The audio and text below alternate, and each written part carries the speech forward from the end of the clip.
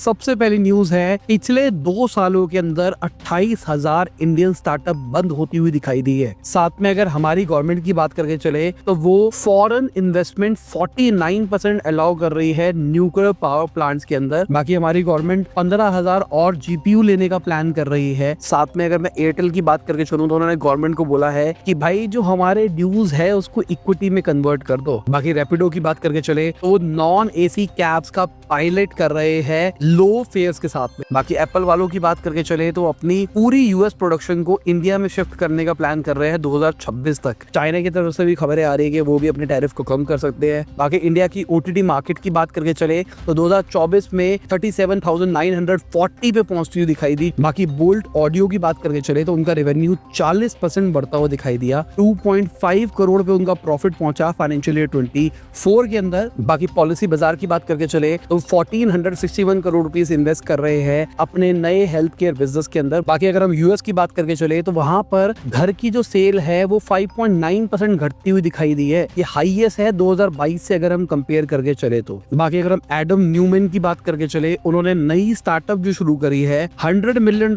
Race कर लिया भाई। वैल्यूएशन 2 गुना होती हुई दिखाई दी है। बाकी अगर हम गूगल की बात करके चले तो $90.23 बिलियन का रेवेन्यू रिपोर्ट किया है। बाकी यूट्यूब एड रेवेन्यू की बात करके चले तो 10% बढ़ता हुआ दिखाई दिया है Q1 के अंदर। $8.93 बिलियन के ऊपर पहुंच गया। बाकी अगर हम नॉर्वे वेल्थ फंड की बात करके चले, उन्होंने Q1 के अंदर $40 बिलियन का लॉस रिपोर्ट किया। अगली खबर जापान से आ रही है जहां पर हैकर्स ने $710 मिलियन चोरी करे हैं।